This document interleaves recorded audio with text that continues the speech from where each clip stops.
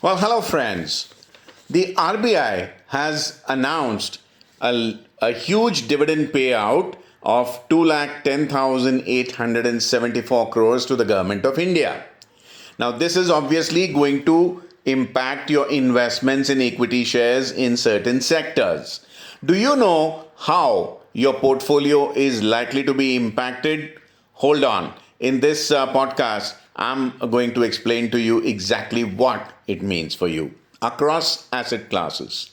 So now on 22nd of May in the 608th meeting of the Central Board of Directors of the Reserve Bank of India, which was presided by the Governor, Mr. Shaktikanta Das, the RBI has approved a payout of rupees 2,10,874 crores for financial year 2023-2024. Now, the contingent risk buffer or the CRB has been raised from 6% last year to 6.5% of the central bank's balance sheet. Now, this is raised in view of the economic scenario and the global geopolitical outlook. Now, last year, the dividend that the RBI paid out to the government was 87,416 crores. Note what a big quantum jump there is in the dividend payout. Now, an article by the Economic Times uses the word theoretically, and I agree. It says theoretically the payout should keep the center's fiscal deficit target well within 5.1% of the GDP. Why the word theoretically? I'll come to you in a bit. And this was made possible due to higher profits made by the Reserve Bank of India due to the US Federal Reserve keeping coupon rates higher, which means the RBI's net interest margins and spreads were also higher. And the payout itself should ease the fiscal deficit by 0.4%. Now, why theoretically? The word theoretically is used here because we are assuming that all other factors will remain constant. Do remember that the Indian economy is primarily driven by agriculture, which again is dependent on monsoons. Now, if everything goes well and the monsoons are within historical averages, all is well and no problem. But if at all the monsoons play truant with us, then the government may have to pump prime the economy and boost the economy, which means this additional kitty that the center gets from the RBI's payout will, to a certain extent, be utilized for pump priming the economy. And the Indian 10-year benchmark bond yield on an intraday basis pierced the 7.0% mark, which obviously means your Gilt fund NAVs are going to jump through the roof. And to some of my online family members, it would appear that we've missed the boat there. But do remember, in the fixed income market, you do not chase yields after the news is known. It is always more beneficial, more benevolent to basically move in anticipation rather than as an post-event reaction. Now, what is the impact on your portfolio? Now, what we've seen is that the Indian 10-year benchmark bond yield has gone to sub 7.0% intraday basis, which means bond prices have jumped.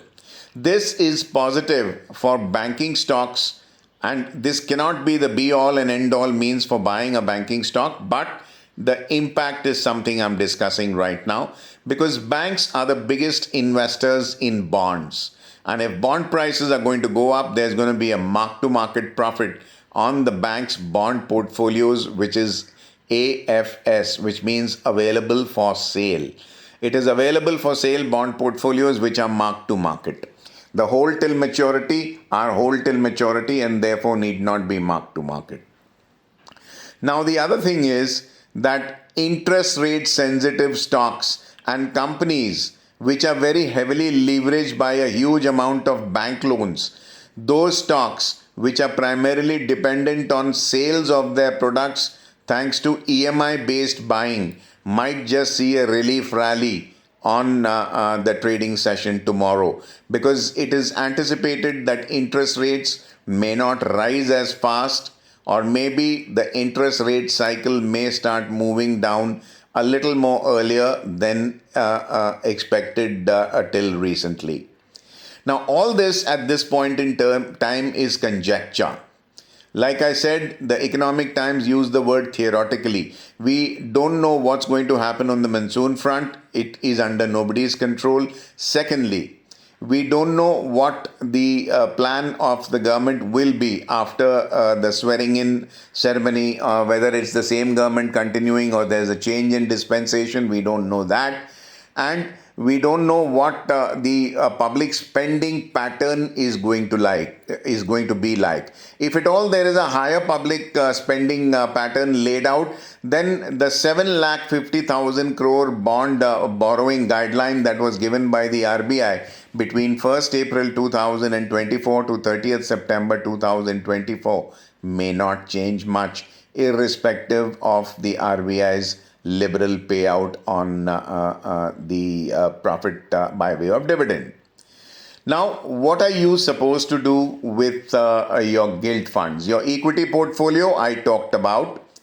What are you going to do with your gilt funds? Now, since I've been constantly telling you that I do not, or we as a company and me as an individual do not provide any advisory services, so I will not advise you as to what you should do. Rather, I will talk about what I am going to do, both in my individual capacity and of a family-oriented company. I'm not going to buy gilt funds right now. Like I said, there's no point in chasing yields after the event is known in the public domain. The biggest profit comes when you buy in advance and not as a late reaction.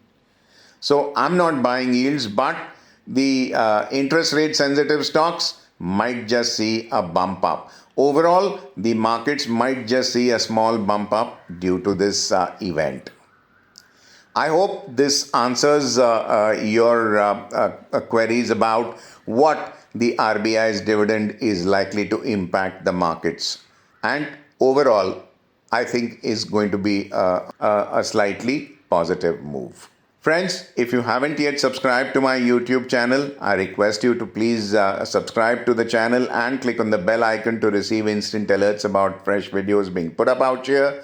And I would greatly appreciate it if you would share my work with your online groups, all your friends and families, so as to help me reach out to a wider audience. It would really, really mean a lot to us.